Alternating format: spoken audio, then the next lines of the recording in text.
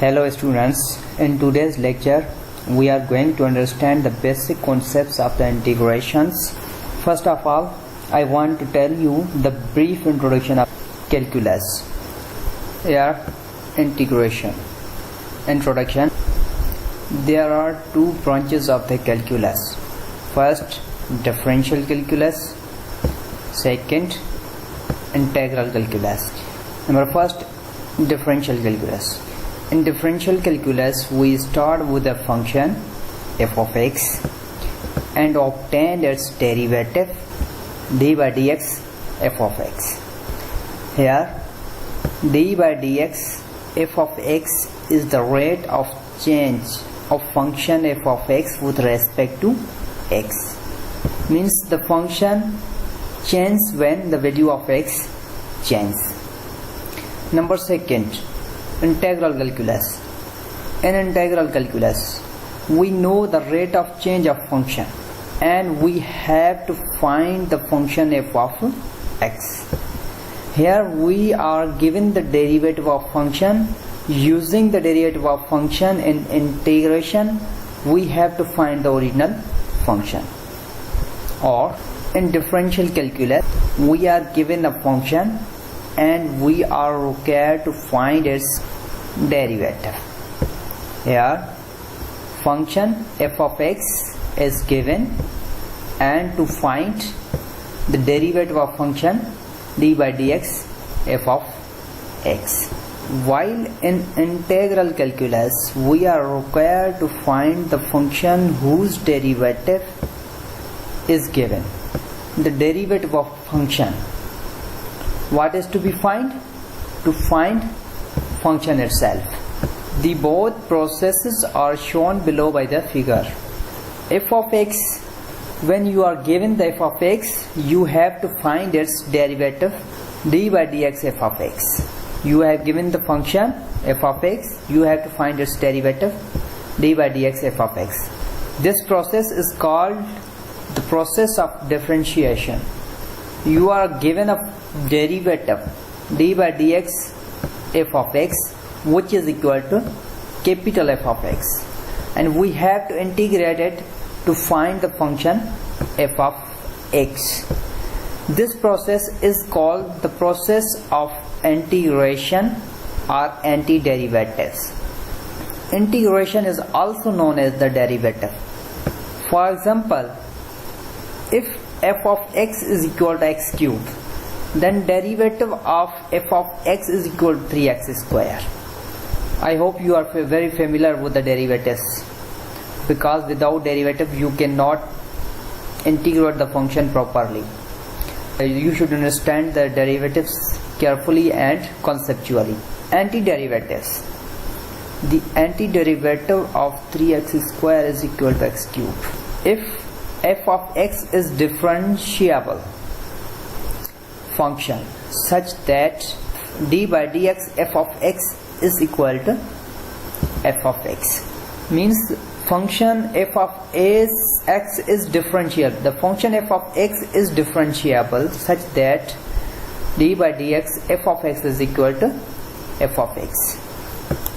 Then f of x is called an integral or antiderivative of function f of x. Here this f of x is the integrand and this small f of x is a function. When you take the derivative of integrand capital F of x, which is equal to the function small f of x, and written as the integration of f of x is equal to capital F of x. Integration of f of x is equal to capital F of x. Here in above equation, dx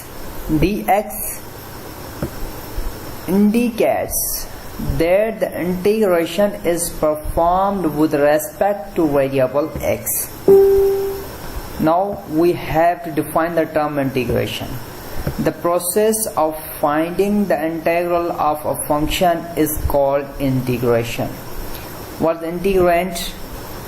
The function which is to be integrated is called integrand. Here, if integration of f of x dx is capital F of x.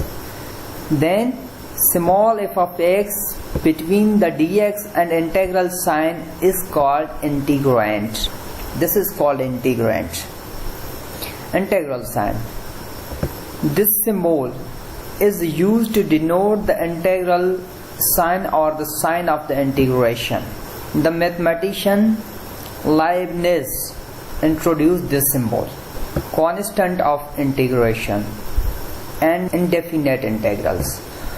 Here we have to know about the constant of integration and indefinite integral. What are these? The constant of integration and indefinite integral. Let d by dx capital F of x is equal to small f of x means function, then integral of function f of x d by dx capital F of x plus c. Then we can integrate the function capital F of x as separate and the constant c as separate. The d by dx capital F of x plus d by dx c. As we know that the derivative of a constant function always equal to 0, and d by dx capital F of x plus 0, which is equal to f of x. Therefore the integral of f of x is equal to f of x plus c. What is the c here? C is called the constant of integration. Since integral of f of x dx is equal to capital F of x plus c involves the arbitrary constant c, that is why it is called indefinite integral of f of x, because the value of c is not definite. Means we are calling this indefinite integral because we don't know the value of c is what, or what is the value of c. We do not know the value of c, so we call this integral as the indefinite integral, and c is called the constant of the integration. C is any constant number which is called the constant of integration. For example, find the antiderivative of f of x which is equal to 3x square. Here you are given the function f of x 3x square. You have to find its antiderivative, or you have to integrate it. Solution: we need to determine the function capital F of x that produce f of x is equal to 3x square. We have to find the function, or we have to determine the function capital F of x that produces the function f of x is equal to 3x square. When differentiated, it do not take long to realize that the derivative of x cube is 3x square. Means the capital F of x is equal to x cube. Integration of 3x square dx is equal to x cube. But it is also true that the derivation of x cube plus 1 is also 3x square. The derivative of x cube plus 4 is also 3x square.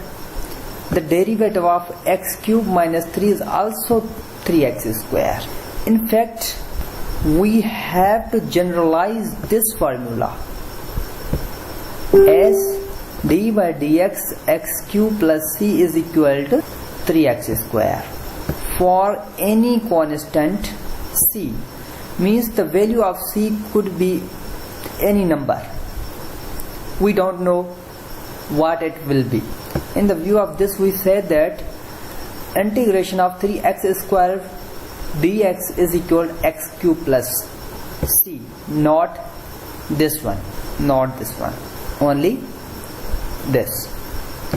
Properties of indefinite integrals. If f of x and g of x are any functions of variable x, the following properties are always true. Number 1, if two functions f of x and g of x are added and integrated, then we can integrate a function f of x and g of x separately.